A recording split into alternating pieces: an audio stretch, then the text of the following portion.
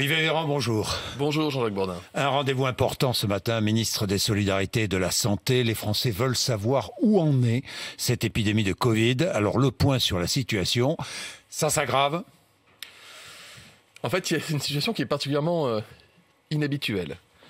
Vous le savez, nous avions une vague Delta qui était montée à un niveau très élevé, qui a atteint son pic épidémique il y a une dizaine de jours et qui a commencé à descendre. Et vous avez une vague Omicron qui a commencé, mais alors une vague d'une intensité extrêmement forte parce que le virus est très contagieux et qui vient donc croiser la baisse du Delta, ce qui fait que les chiffres recommencent à augmenter. C'est pour ça que j'ai parlé d'un phénomène de lame de fond. Vous savez, si vous êtes un peu marin, c'est quand vous avez des vagues qui se succèdent et qui finissent par faire une vague plus importante que les autres. Donc il veut dire que là où on a eu un petit creux dans l'épidémie pendant quelques jours, ça repart à la hausse comme attendu et comme c'est le cas partout autour de nous. Oui, j'ai vu 73 000 cas ces dernières 24 heures, 3 096 patients en réanimation, 212 victimes. Est-ce que vous avez le pourcentage des non-vaccinés dans ces victimes? C'est une large majorité. En fait, on trouve deux types de patients dans les réanimations françaises. Et c'est pareil depuis des mois. Oui. D'abord, on trouve des personnes non vaccinées. Alors, selon les hôpitaux, 50, 80 dans certains services de réanimation, 90%. Mais retenez une petite majorité à l'échelle nationale de patients non vaccinés. Deuxième situation, des gens qui sont vaccinés, mais qui sont très fragiles, c'est-à-dire des gens chez qui la vaccination n'a pas la même efficacité que chez vous et moi. Qui sont ces personnes? Les personnes très très âgées. Parce que lorsque vous êtes centenaire ou vous approchez les 100 ans, votre système immunitaire est moins réactif au vaccin.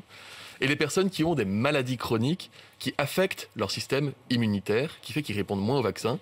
Par exemple, des gens qui ont été greffés pour des organes et qui sont sous traitement immunosuppresseur, ou des gens qui ont des maladies chroniques. Donc ce sont ces deux profils de personnes qu'on trouve aujourd'hui en réanimation, non vaccinés ou vaccinés mais très fragiles et donc moins répondeurs à la vaccination. Quelle est la part du variant Omicron aujourd'hui dans l'épidémie en France? Aujourd'hui, elle est environ à 20%, sans doute 30 ou 35% en Île-de-France. Si vous me posez la question dans 2 jours, je vous répondrai que ce sera déjà au moins une contamination sur 3 en France. Et majoritaire entre Noël et Nouvel An. Entre Noël oui.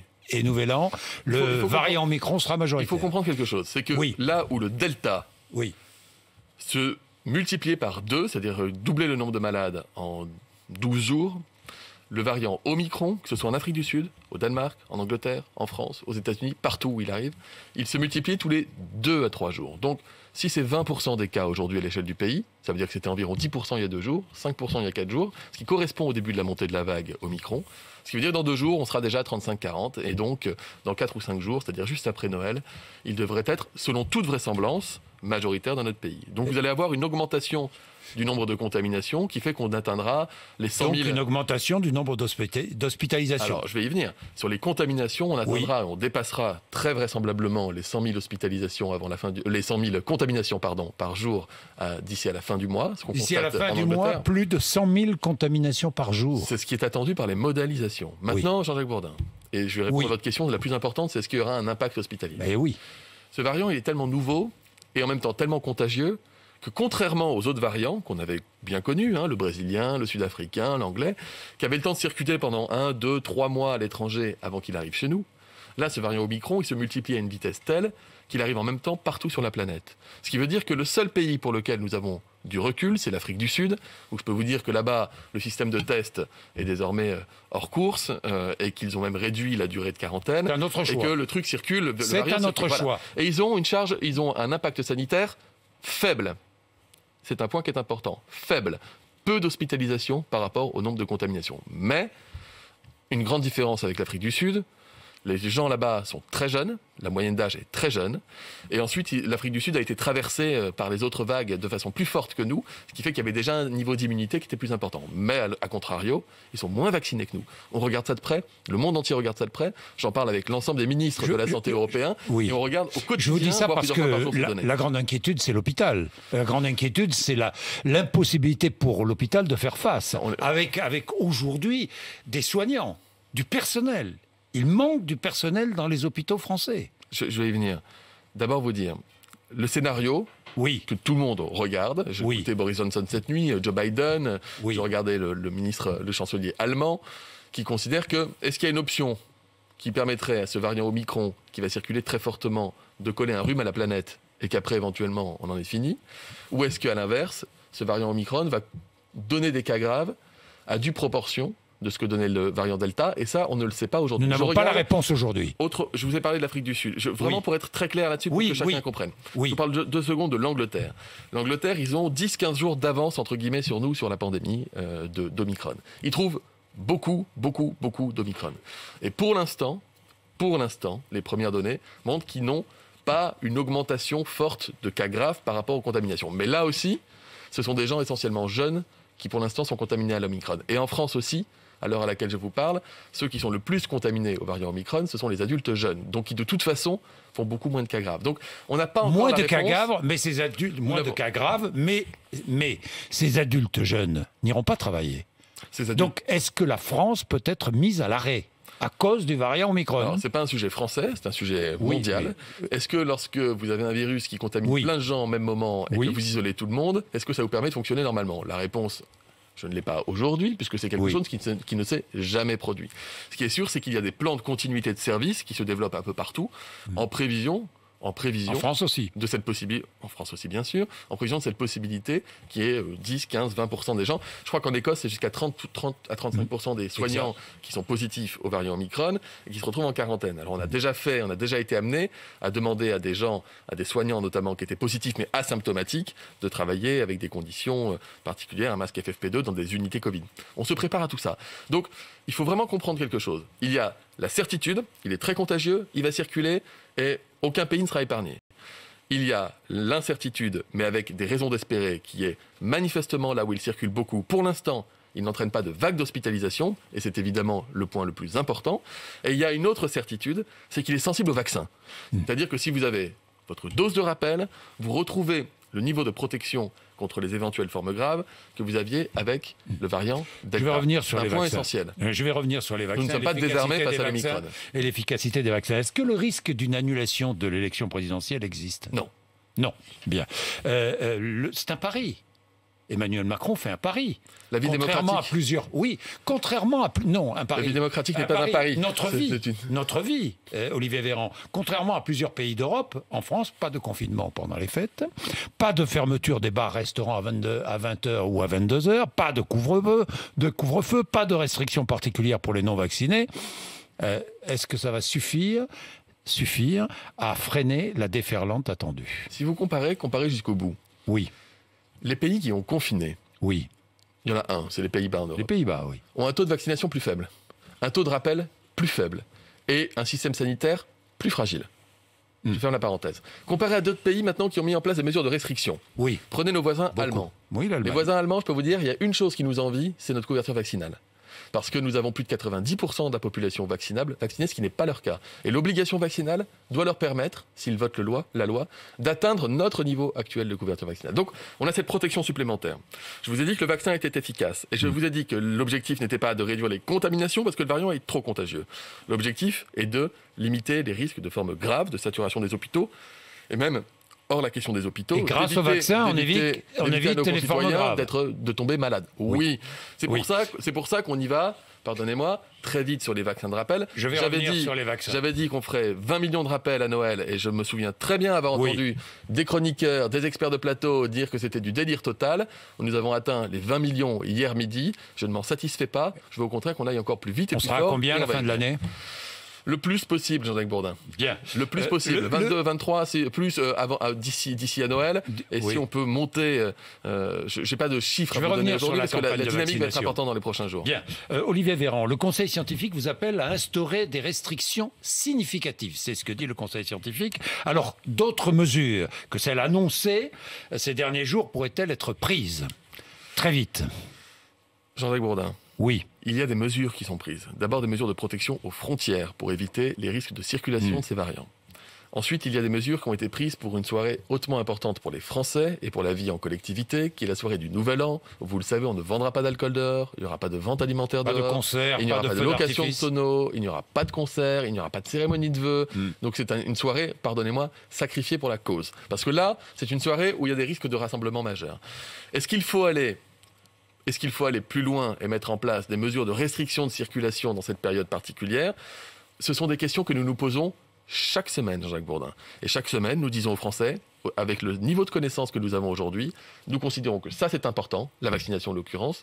Ça peut être discuté, mais nous ne le choisissons pas aujourd'hui. Mais nous reviendrons devant vous s'il y a d'autres informations. Couvre-feu, restriction de circulation, c'est possible.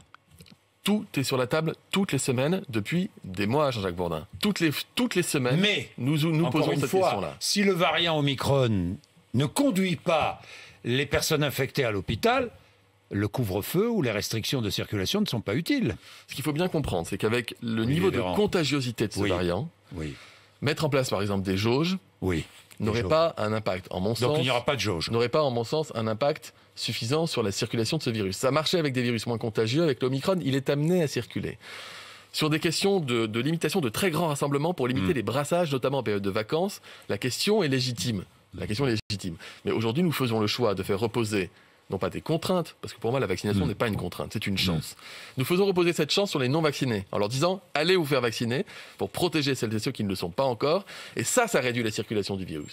Et nous assurons le rappel pour les personnes vaccinées, c'est le choix d'ailleurs qu'ont fait la plupart de nos grands voisins, je regardais les Allemands, les Anglais, les Américains, Joe Biden l'a dit hier, pas de restrictions supplémentaires, par contre de la vaccination. Nous sommes en phase. Pas de restrictions supplémentaires pour l'instant, on est bien d'accord, Olivier Véran. Avec encore une fois, parce que je fais attention, parce que à chaque fois après on ressort les extraits vidéo. Vous avez raison, le 25 qui nous a dit que, et puis le 28 on a fait ça. Je vous dis juste que je vous ai fait part en toute transparence et en toute humilité des incertitudes qui pèsent sur la gestion de ce variant Omicron, lié au fait qu'on ne sait pas encore, on n'a pas la certitude qu'il n'envoie pas les gens à l'hôpital.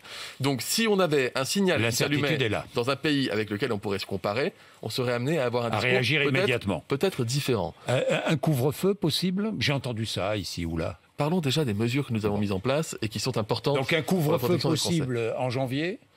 Je vous redis, s'il y avait des annonces à faire, on les aurait faites la semaine dernière. Le porte-parole Gabriel Attal, à l'issue de la concertation avec les associations d'élus, des parlementaires, a eu l'occasion d'exprimer ce qui avait été mis sur la table. C'est une hypothèse comme une autre. La question qui est aujourd'hui abordée, c'est celle du pass vaccinal. Bon, parlons de l'accélération de la campagne de vaccination avant de parler du pass vaccinal. 4e dose pour les plus de 65 ans en Israël. Vous avez vu ça ? J'ai vu ça. Est-ce qu'en France, on y viendra ? De la même manière, je vous redis encore une fois, pour moi, il est fondamental de se concentrer sur ce qui est actuellement devant nous, c'est-à-dire la 3e dose, la vague Omicron. Si vous me posez la question de l'anticipation, c'est important d'être dans l'anticipation. La France s'est positionnée avec l'Union européenne et la Commission européenne pour une commande de vaccins en vue, s'il était nécessaire de le faire, d'assurer une nouvelle couverture vaccinale. Une 4e dose. L'anticipation et pas nous retrouver face à un besoin qui apparaîtrait et qu'on ne pourrait pas couvrir. Pour l'instant, je n'ai pas la réponse scientifique, sanitaire, et je n'ai pas encore le rationnel. J'ai vu qu'Israël le faisait. Je suis très attentif à ce qu'ils font parce que plusieurs fois, il est arrivé qu'en Europe, on commente ce qui se faisait en Israël en regardant un peu de haut. Or, il s'est souvent avéré qu'ils avaient plutôt tapé juste. Donc, je fais attention à cela. Je vous dis juste qu'on anticipe toutes ces questions-là, mais qu'aujourd'hui, c'est la 3e dose. Comment allez-vous faire pour accélérer la campagne de vaccination, la campagne de rappel ? Alors d'abord, nous ouvrons aujourd'hui la vaccination pour les enfants. C'est officiel, je peux vous l'annoncer. 5-11 ans. J'ai eu les avis favorables des autorités sanitaires et scientifiques. Il faut vraiment engager cette vaccination des enfants. Et dans les heures qui viennent, dans la matinée, sur les sites de prise de rendez-vous en ligne, vous aurez la catégorie enfants 5-11 ans vaccination. Et l'un des deux parents devra accompagner l'enfant. L'un des deux parents devra accompagner. Il suffit de l'accord d'un des deux parents. Il faudra qu'un parent soit présent physiquement. Il y aura environ 350 centres en France qui assureront, avec chacun peut le comprendre, un circuit particulier, la vaccination des enfants. Il y a également les médecins de ville, les pharmacies qui vont pouvoir commencer dès la fin décembre. Mais aujourd'hui, j'ouvre les rendez-vous. Les vaccinations peuvent commencer sans délai, c'est-à-dire dès aujourd'hui. Je sais qu'il y a des centres qui sont prêts. Je les réunirai après votre émission, Jean-Jacques Bourdin, tous les centres de vaccination en visio, comme je le fais régulièrement, pour leur donner cette information et leur dire on y va. Ça, c'est un point qui est important. Les données sont très rassurantes provenant des États-Unis. Alors justement, j'allais vous en parler. Et le vaccin est efficace. Évidemment, de très nombreux parents sont inquiets. Faire vacciner son enfant, c'est une décision sérieuse. Des effets secondaires après vaccination des enfants ont-ils été constatés dans d'autres pays ? C'est pour ça que je souhaitais attendre. Et pour ça que la France n'a pas commencé en même temps que certains de ses voisins. Je voulais la publication transparente des informations américaines, puisqu'ils ont ils ont fait 7 millions d'injections chez les 5-11 ans. 7 millions d'injections. Sur 7 millions d'injections, 14 effets indésirables à titre de myocardie, réversibles. C'est-à-dire qu'il y a plus de risques, et même beaucoup plus de risques statistiques, de faire une forme grave de Covid quand on a entre 5 et 11 ans, même quand on n'a pas de comorbidité, que d'avoir un effet indésirable grave et réversible lié au vaccin. C'est-à-dire que ça apporte une information supplémentaire à ce que j'avais dit la semaine dernière, c'est qu'il y a en plus la notion d'un bénéfice individuel. Oui, Olivier Véran, mais y a-t-il aujourd'hui des enfants de 5 à 11 ans qui sont en réanimation Il y a, en France? à l'heure à laquelle je vous parle, près de 150 enfants qui sont hospitalisés pour forme grave de Covid. Oui. 145 hier soir pour être précis. Et il y a 27 enfants qui sont en service de réanimation. Certains n'ont pas de comorbidité. Je le dis, c'est moins de 1% des hospitalisations. Donc ça reste évidemment et heureusement très, très rare. Enfin, quand ça vous arrive, quand ça arrive à votre enfant, tout d'un coup, c'est pas statistiquement rare, vous ferez c'est vacciner statistiquement vos enfants réel. Oui, sans hésitation et le plus tôt possible. Et le plus tôt possible. Le plus tôt possible. Mais parce que vous avez un taux d'incidence, un taux d'incidence qui fait qu'aujourd'hui, il y a un enfant sur 100 qui est positif au Covid. Le taux d'incidence, il est de 1000 pour 100 000. Donc vous avez, c'est là que le virus... En France, il est de 1000 pour 100 000. Oui, c'est là que c'est dans cette population des enfants que le virus circule le plus. Parce qu'ils ont brassé à l'école, qu'ils se sont croisés, qu'ils ont joué, parce que le respect des gestes barrières est plus difficile, parce qu'ils ne sont pas vaccinés et qu'ils ne pouvaient pas l'être jusqu'à présent. Et donc, encore une fois, retenez bien ça. Les enfants se contaminent au Covid? Oui. Ils se contaminent à l'Omicron? Sans aucun doute. Est-ce qu'ils font des formes graves? C'est très rare. Est-ce que les formes graves existent? Oui. Est-ce qu'il y a des patients hospitalisés chez les petits? La réponse est oui. Est-ce qu'ils peuvent faire des formes particulièrement graves? Oui, ce qu'on appelle le syndrome du PIMS. Est-ce que le vaccin les protège de ces formes graves? Oui. Est-ce que les 5-11 ans peuvent faire des Covid longs? Oui. Est-ce que c'est fréquent? Non, mais ça arrive. Est-ce que le vaccin préserve de cela? Oui. Alors, des parents donc vous le disent... vaccin est sûr et efficace. C'est la démonstration, Jean-Jacques Bourdin. Le vaccin est sûr et efficace. Mais il y a des parents qui, à juste raison, vous disent et me disent on ne connaît pas les effets à long terme sur la santé des enfants. Oui, mais on commence bien à connaître les effets à long terme d'un Covid grave sur la santé des enfants.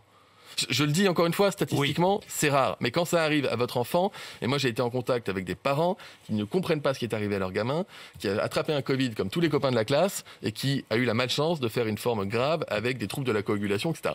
Je dis juste ça. Le vaccin a de tout temps été un moyen d'éviter la survenue d'un risque sanitaire. Donc je ne vous aurais pas tenu le même discours sans les données américaines qui attestent de ce bénéfice statistique. En plus de cela, il y a le bénéfice collectif. Un enfant qui est contaminé est un enfant qui risque de contaminer, bien malgré lui bien sûr, les parents, les grands-parents, et de faire un enfant vacciné et de continuer peut contaminer aussi. Le vaccin réduit ce risque de contamination. Et la vaccination des enfants va aussi réduire le risque d'avoir des classes qui ferment à la rentrée, des écoles qui ferment, et donc de pénaliser l'éducation. Alors je vais y venir justement, les classes. Mais dose de rappel élargie aux adolescents? Pas pour l'instant. Pas pour l'instant, non. Pas pour l'instant. Alors, les doses de rappel, justement, le rappel, il faut absolument forcer, pousser, enfin forcer, oui, forcer d'une certaine façon, les Français à aller se faire vacciner. 3e dose, ce rappel important. C'est la raison pour laquelle vous allez instaurer ce pass vaccinal. Enfin, vous allez demander au Parlement d'instaurer ce pass vaccinal qui va remplacer le pass sanitaire. Vous avez accéléré le rythme. Il sera examiné, le projet de loi sera examiné à l'Assemblée nationale. À l'Assemblée nationale, en Conseil des ministres et à l'Assemblée nationale. Je serai moi-même en audition au Parlement commission le 29 décembre. Voilà. Et la semaine d'après, à l'Assemblée nationale, puis au Sénat. Adoption du texte quand? Mi-janvier? Avant la mi-janvier? Le plus tôt possible, c'est simple. Le plus tôt possible. Ouais. Avec le Conseil constitutionnel qui pourrait le bloquer. Il y a ce risque. Il y a toujours pas un risque. En tout cas, on fait très attention à ce qu'on écrit dans le texte pour qu'il passe. Pour qu'il passe. Jusqu'ici, ils sont passés, ces textes. On nous disait la même chose sur le pass sanitaire. Et il a été adopté. Ce que je note de la concertation d'hier avec l'ensemble des groupes politiques, c'est que la donne a changé, l'ambiance a évolué dans le bon sens et je m'en réjouis. Tous les groupes politiques sont favorables à ce pass? Évidemment non, il y a toujours des groupes politiques, mais c'est les micro-groupes qui sont toujours très... Bon, ils ne m'intéressent pas. Moi, je regarde les groupes... Ils existent. Oui, pardon, Olivier Véran, mais c'est quoi? C'est la France Insoumise? C'est le Rassemblement National? Oui, évidemment. Les deux? Mais bien sûr, ces groupes-là, ils n'ont jamais été favorables à rien. Jean-Jacques Bourdin, ils ont voté contre les confinements, contre le couvre-feu, ils ont voté contre toutes les mesures que nous avons mises en place, et ils continuent, pour certains d'entre eux, de considérer que tout ça n'a servi à rien et qu'il aurait suffi d'injecter de l'argent pour que le virus disparaisse. Parce que le virus, il n'aime pas l'argent, vous comprenez. Bref, peu importe. Dans les groupes politiques sérieux, c'est-à-dire notamment à droite et à gauche, là où tout le monde était contre, presque, le pass sanitaire, tout le monde semble ouvert à l'idée de voter le pass vaccinal. Tant mieux, il n'est jamais trop tard pour évoluer, et je m'en réjouis. Et si on retrouve de l'unité nationale dans la période, je serai le premier à m'en satisfaire. Donc, Je serai au Parlement comme je l'ai été pour tous les autres textes qui portent sur l'urgence sanitaire. C'est le 13e texte quand même. Hein. Il n'y a aucun autre pays n'a fait adopter 13 lois. On associe énormément le Parlement. La démocratie compte. Le pass sanitaire obligatoire en entreprise, oui ou non? Ça ne fera pas partie du projet de loi initial. Est-ce qu'un amendement permettra d'introduire ce pass sanitaire en entreprise dans le projet de loi? Si un amendement était déposé par des députés de la majorité ou de l'opposition, il y aura donc un débat, ce qui nous permettrait de vérifier s'il est conforme cet amendement à l'état du droit, parce que c'est pas simple. Oui, c'est pas simple de mettre une conditionnalité pour que les gens aient travaillé dans notre pays. Soutiendrait cet amendement? Moi, j'ai dit que l'esprit du pass sanitaire au travail était un esprit que je comprenais. Nous ne le mettons pas dans le texte initial parce qu'on voit que non seulement il n'y a pas de consensus pour le faire, mais il y a plutôt dissensus, ou en tout cas, il y a même un consensus pour ne pas le faire chez les partenaires sociaux, pour des raisons différentes, mais que je respecte. Néanmoins, si la majorité des parlementaires, quelle qu'elle soit, décidait dans sa grande sagesse qu'il fallait étendre le pass sanitaire au travail, et que si on considérait que c'était conforme au droit, encore une fois, je vous assure que c'est un casse-tête. Dans ce cas-là, on pourrait le soutenir. Je pense qu'on pourrait être amené à l'accompagner. Mais ça n'est pas une initiative gouvernementale. Oui, mais enfin, ça va être une initiative du groupe. Mais attendez, du groupe majoritaire qui a la majorité à l'Assemblée nationale. Pas forcément. Vous savez, j'étais le premier à reprocher. C'est une façon de contourner les choses. J'ai été le premier à reprocher, à déplorer, y compris sur votre plateau, le fait que les oppositions à l'Assemblée nationale avaient fait un mauvais jeu politique autour des mesures sanitaires. Et que je souhaitais qu'on ait au contraire des propositions qui renforcent plutôt que des propositions qui atténuent. Que la fois où je me suis énervé au Parlement, vous vous en souvenez peut-être, où j'avais crié à l'Assemblée, j'aurais pas dû. Enfin, c'était parce qu'il y avait une tentative de détricotage de toutes les mesures sanitaires, alors même qu'on était en pleine deuxième vague. Donc si vous me dites... Monsieur le ministre, il y a des parlementaires qui décident de renforcer les mesures de protection sanitaire dans la période. Est-ce que vous voyez ça d'un œil favorable? Ce serait étonnant de ma part que je vous dise non. Je vous dis juste que la conformité au droit est quelque chose de complexe.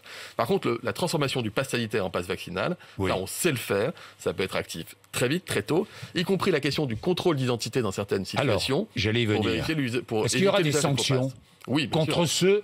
Est-ce qu'il y aura des sanctions contre ceux qui n'auront pas leur passe vaccinal? Mais il y a déjà... Alors, si vous n'avez pas le passe vaccinal, vous ne pourrez pas accéder à l'établissement dans lequel vous mais est-ce qu'on peut aller plus loin? Je ne sais pas, des sanctions, je ne sais pas moi, une forme de confinement ou... Non, ça on a refusé ça. Si vous n'êtes pas vacciné demain, avec le passe vaccinal, vous ne pouvez pas accéder au théâtre, au restaurant, mais il n'y a pas que le théâtre et le restaurant. Certaines personnes... Dans des expositions, dans les festivals, la question des transports en commun, vous le savez, est sur la table s'agissant des avions et des trains. Les transports en commun. Nous verrons cela dans le débat parlementaire, encore une fois. Les grandes surfaces. Le pass sanitaire aujourd'hui n'est pas en activité dans les grandes surfaces. Je sais, mais le pass vaccinal pourrait être obligatoire, on veut utiliser le même champ. On veut quelque chose qui soit simple. On transforme. Jusqu'ici, vous n'êtes pas vacciné. Vous vous mettez en danger, vous mettez les autres en danger. Jusqu'ici, vous n'êtes pas vacciné, mais vous voulez accéder à un endroit, vous pouvez vous tester. Vous payez le test. Maintenant, vous n'êtes pas vacciné, il n'y a plus de motifs qui vous permettent d'accéder à cet endroit. Et les bars ou les restaurants, je sais que des contrôles vont être renforcés dans les bars et restaurants pour vérifier le pass sanitaire. Sans délai, avant la loi. Ce sera pareil évidemment pour le pass vaccinal, j'imagine. Et les faux passes. C'est pour ça que le faux pass sanitaire, 182 000 depuis juillet. 182 000, oui. 182 000. Quand il y aura passe vaccinal obligatoire, il y aura des sanctions alourdies? Il peut y avoir un contrôle d'identité qui sera abordé, la question sera abordée dans la loi. Vous savez qu'on voulait le mettre dans le premier texte sur le pass sanitaire. Contrôle d'identité. Ça a été retiré parce que les parlementaires n'étaient pas chauds. On va regarder avec eux si il y aura contrôle d'identité. On va le mettre dans le texte de loi. On va mettre dans certaines circonstances la possibilité de contrôler l'identité. Il faut que ce truc fonctionne. C'est-à-dire que le patron de bar ou de restaurant contrôlera l'identité. Jean-Jacques Bourdin, on veut un outil fonctionnel. On est basique. On veut que. Je suis basique. Non mais on veut que quelqu'un qui rentre au resto se dise les gens qui sont autour de moi sont tous protégés. Donc j'enlève mon masque, je peux manger, je risque rien. Omicron ou pas Omicron. On veut que les gens qui vont au théâtre ou au ciné puissent enlever leur masque et se dire autour de moi, il n'y a que des gens qui sont vaccinés et qui sont protégés. On ne veut donc pas qu'il y ait des gens qui potentiellement sont contaminés mais qui ont fait un test 1 ou 2 jours avant, et on veut certainement pas qu'il y ait des gens qui ont un faux pass, qui n'ont absolument rien à faire de la vie en société, qui ne se sont pas fait vacciner, qui ont payé 10 € ou 100 € sur Internet pour avoir un faux pass sanitaire et qui menacent toute la sécurité des gens qui sont dans l'établissement. Donc ça, c'est notre principe. À partir de là, la loi nous permet quoi? De dire plus de tests pour rentrer, si vous n'êtes pas vacciné, vous ne rentrez pas. Et la loi nous permet de dire, on va contrôler l'identité pour renforcer l'utilité du pass. C'est-à-dire le restaurateur contrôlera l'identité, ou le patron de bar. Oui. Lui. C'est la question qui est posée dans le débat parlementaire. Bien. Et c'est une bonne question. Est-ce que là... Est-ce que la rentrée scolaire, après les vacances de Noël, reste fixée au lundi 3 janvier ? On n'a pas fait d'annonce montrant qu'elle serait repoussée au-delà du 3 janvier. Bon, est-ce que de nouvelles mesures de protection sont envisagées dans les établissements scolaires ? De la même manière que vous m'avez torturé tout à l'heure, dans le bon sens du terme, sur la question du couvre-feu, sur la question des écoles, je mets la même prudence. C'est-à-dire que factuellement, aujourd'hui, nous n'avons pas fait d'annonce parce qu'il n'y a pas de mesures prises. Factuellement, nous ne sommes pas sur le point de prendre une annonce prolongeant la durée des vacances scolaires. Par contre, factuellement, je vous dis que si les informations en provenance des États-Unis, d'Angleterre, du Danemark étaient mauvaises sur le variant, on pourrait être amené à changer de pied dans les jours qui viennent. Mais pour l'instant, nous n'avons pas ce niveau d'information. Test salivaire, une fois par semaine dans les écoles ? Le test salivaire se développe dans les écoles, les dépistages. Ça a mis un peu de temps à monter en charge, mais c'est très efficace une fois que c'est fait. Beaucoup de temps même, Une fois que c'est fait, c'est très efficace. Nous déployons aussi des programmes de tests et les capteurs de CO2 des enfants. Les capteurs de CO2, il y en a pas mal. Il y en a pas mal qui sont développés dans les classes. Mais le capteur de CO2 vous apprend juste qu'il faut ouvrir la fenêtre. Je redis les choses. Le capteur de CO2 sonne quand l'air n'a pas été renouvelé depuis suffisamment de temps. Et donc, ça vous dit, ouvrez la fenêtre. On peut aussi ouvrir la fenêtre sans capteur. Le gouvernement américain va distribuer 500 millions, je dis bien 500 millions de tests gratuits. Est-ce que nous allons faire la même chose ? Le gouvernement français a distribué des dizaines et des dizaines de millions de tests PCR antigéniques gratuits depuis 2 ans. Nous n'avons pas attendu hier pour que les citoyens de notre pays puissent accéder gratuitement au dépistage. Ils sont encore 6 millions à le faire chaque semaine dans les laboratoires, les pharmacies, dans les cabinets de ville. Merci d'ailleurs aux professionnels de santé qui nous permettent de tenir. Et donc, dans les conditions de gratuité que vous connaissez, c'est-à-dire pour tout le monde, sauf les non-vaccinés, sans symptômes, et qui ne sont pas cas contact. Et les autotests ? Alors, où en est-on avec les autotests ? Parce qu'il y a afflux dans les pharmacies, ils n'ont pas évidemment trouvé, reconnaissons ensemble, qu'ils n'ont pas énormément trouvé leur public, les autotests en France. Dans les pharmacies, il y a de plus en plus de monde. Alors, dans les pharmacies, dans la période des fêtes, maintenant. Maintenant. La ruée de fin d'année. Non, mais c'est la ruée de fin d'année. Mais les autotests n'ont pas trouvé leur public depuis un moment parce que ils sont moins sensibles que les tests antigéniques et que les tests PCR. Et qu'en France, à la différence des États-Unis, comme c'est remboursé, quand vous pouvez avoir le meilleur des tests, la meilleure qualité gratuite, vous n'allez pas... C'est mieux qu'un autotest. Un autotest coûte 5,20 €. Il y en a plusieurs dizaines de millions qui sont en circulation dans le pays. Est-ce qu'on pourrait les rendre gratuits ? Mais honnêtement, j'estime que l'effort de la nation, le remboursement des tests efficaces, etc., depuis 2 ans, est suffisant. Ou alors si les Français veulent s'équiper, comme je l'ai fait d'ailleurs moi pour la tablée de Noël, j'ai acheté une boîte d'autotests et 5,20 € le test. Voilà, c'est une contribution financière. Ou alors une vente dans les supermarchés, pourquoi pas ? Ça s'appelle la grande surface. Les grandes surfaces sont prêtes. Mais il coûte 5,20 €. Il coûterait 5,20 € en grande surface et vous avez plus de 20 000 pharmacies qui sont ouvertes de plus en plus 7 jours sur 7 sur tout le territoire. Ces pharmacies assez de stock. Les pharmacies ont les stocks qu'elles ont commandés. Elles ont la possibilité de commander les stocks directement auprès des grossistes. Il y a plus de 10 millions d'autotests qui étaient en stock lorsque j'ai regardé la dernière fois, sans compter ce qui est déjà dans les pharmacies. L'Éducation nationale a distribué 6 millions d'autotests aux enfants en classe de 6e avant qu'ils partent en vacances de Noël. Ils avaient encore, aux dernières nouvelles, 5 à 6 millions d'autotests en stock. Vous voyez qu'on a quand même un nombre de tests qui est important. L'année dernière, vous m'aviez posé la question, j'étais chez vous. Est-ce que les Français pourront se faire tester pour Noël ? Vous avez dit, on va tout faire pour. On a fait plus d'1 million de tests par jour les jours d'avant Noël et personne n'en a parlé. Pourquoi ? Parce que le système n'a pas craché. On ne parle plus aujourd'hui du système de test dans notre pays parce que derrière le mot test, ce sont les dizaines de milliers de personnes qui jour et nuit bossent et qui font en sorte que vous avez votre résultat en temps et en heure, de qualité et sans payer. Donc quand ça ne marche pas, on n'en parle pas. Donc vous voyez, pour l'instant, on ne parle pas de cela parce que ça fonctionne. Bien, Olivier Véran, il nous reste 1 minute 30. Les traitements. On a beaucoup parlé de traitement contre cette maladie, contre cette épidémie. Où en est-on ? Le point. Il y a un traitement qui est sur le point d'être approuvé au cours du mois de janvier, qui s'appelle le Paxlovid, qui est commercialisé par le laboratoire Pfizer, parce qu'ils font d'autres recherches que du vaccin, qui est un traitement qui est extrêmement prometteur pour réduire les risques de formes graves. Il est prometteur, il est efficace. Dans les études, il est efficace, et cette fois-ci, les études pleines et entières. Bon. Il est efficace, donc on en a acheté, la France est évidemment positionnée, pour qu'on puisse en avoir à compter de la fin du mois de janvier. Et en pharmacie ?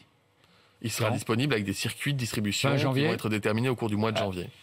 Dans les pharmacies ? Achetable. Moi, j'avais prévu que nous fassions cela pour le molnupiravir. On a dû annuler puisque les derniers résultats des études n'étaient pas bons. Donc, on a annulé la commande, ça ne nous a rien coûté.